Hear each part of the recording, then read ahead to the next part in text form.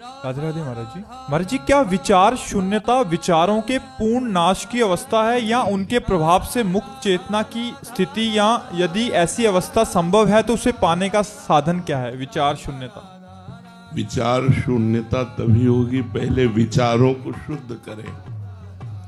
अशुद्ध विचारों का त्याग करके शुद्ध विचारों के द्वारा शास्त्र संतवाणी इसका मनन करें। जब ये लक्ष्य दृढ़ निश्चय हो जाए मनन के द्वारा कि मुझे भगवत प्राप्ति करनी है, मुझे मोक्ष प्राप्त करना है, तो अनन्य चिंतन करने लगे, अनन्य विचार रखे।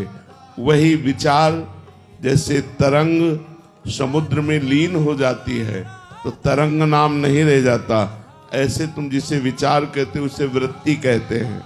शास्त्रीय भाषा में वृत्ति का लय हो गया।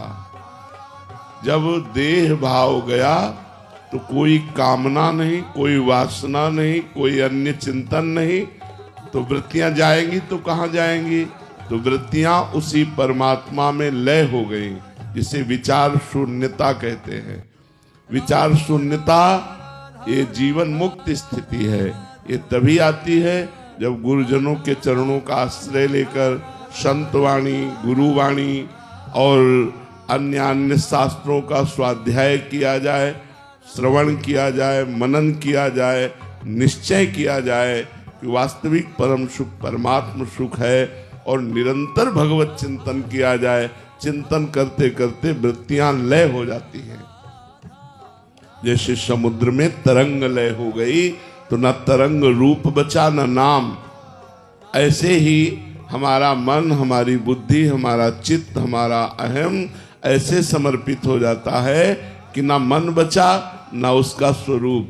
अब वो परमात्म स्वरूप मन हो गया, परमात्म स्वरूप बुद्धि हो गई, परमात्म स्वरूप चित्त हो गया, परमात्म स्वरूप अहम हो गया, अंतःकरण चतुष्टय परमात्मा में बन गया। अब विचार शून्य हो गया। इसे ही जीवन मुक्त अवस्था कहते हैं। ये थोड़ा कठिन है पर असंभव नहीं। यदि पूरे जीवन को लगाकर यह लाभ प्राप्त करना चाहे तो अवश्य प्राप्त कर सकता है कठिन, असंभव नहीं है।